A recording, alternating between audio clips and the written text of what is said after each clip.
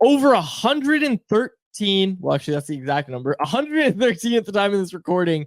Responses to the question I put out after reading Ian McIntyre's article with quotes from Bo Horvat talking about Quinn Hughes as the new Canucks captain. Right. Very good story over at sportsnet.ca if you want to go read that one from our pal, Big Mac.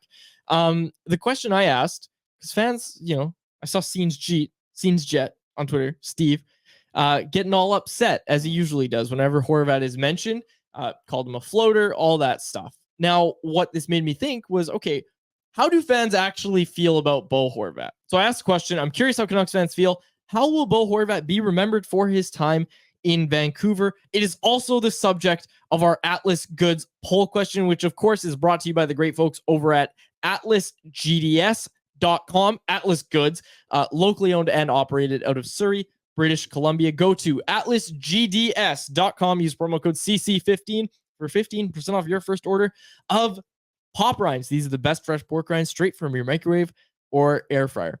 Hey, if you turn that poll vertical, it's like what that woman flashed at me yesterday. Oh, okay. Yeah. Mm-hmm. Big middle finger. Our poll question: how do you look back at Bo Horvat's time as a captain?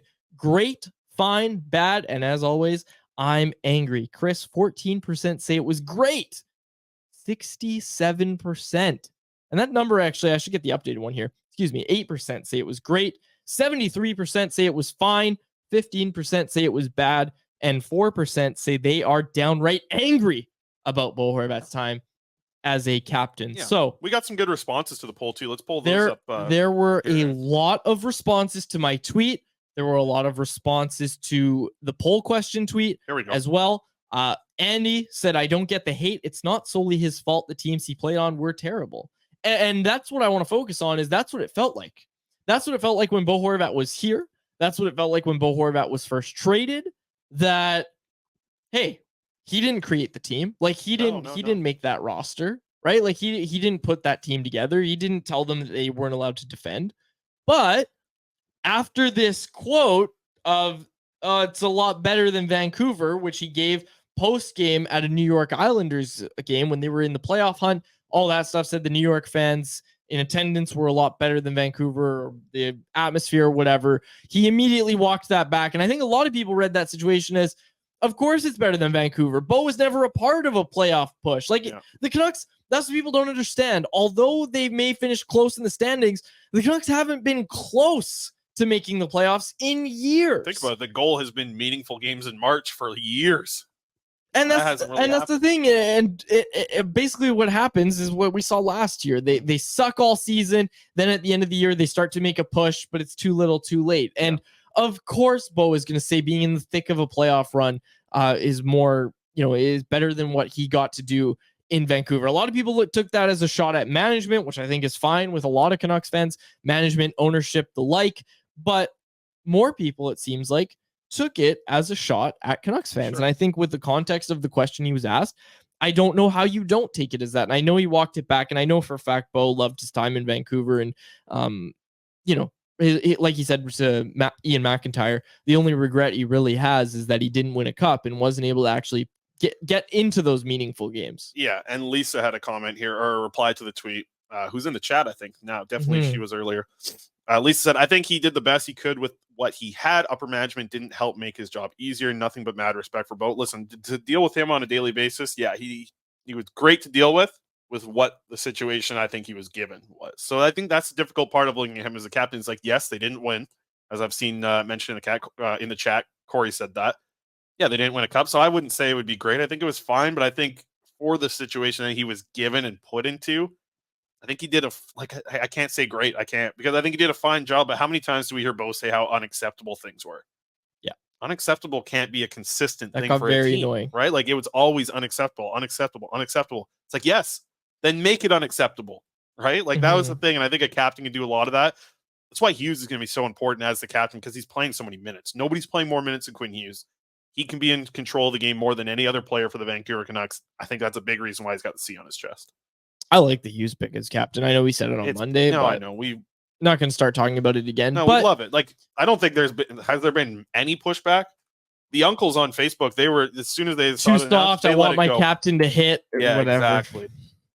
I will remind people Remember the when last he was time spotted he in the was, World Juniors? yes, Yeah. I was just gonna say the last time he was a captain, he had a C on his chest that tournament. I'm not sure if you remember that. Yep. His brother got hit, and he Lit him up. lit him up. Yep. Not his brother. He lit up the guy who hit his brother. Yeah. Started fighting.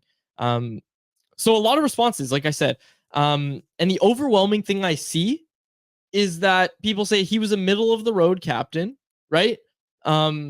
But he did really well in the bubble. Think about how many distractions. Like, man, Sure. that was a very tough play. Like Craig in the chat here said he did do the best he could for the given situation. Think about all the situations And that he Bo had talked to answer, about it. man. Bo like, talked about how hard it was for and him. he went through COVID as the captain. There, like, Yep. he was the one that was coming out that COVID year every single post game talking about why the team lost again. And it's like, that's a lot to ask of someone in its own right, in a Canadian market, a major city where there's been drama for so long. But they put him in a bad spot with how many distractions there was away from the stuff that was happening on the ice too. And it's not like the stuff on the ice was great either. Like, man, he was in a very tough spot. I certainly respect him for how he operated in that room. And I think people that aren't in the locker room didn't really get to see, like, Bo did really get along with everyone.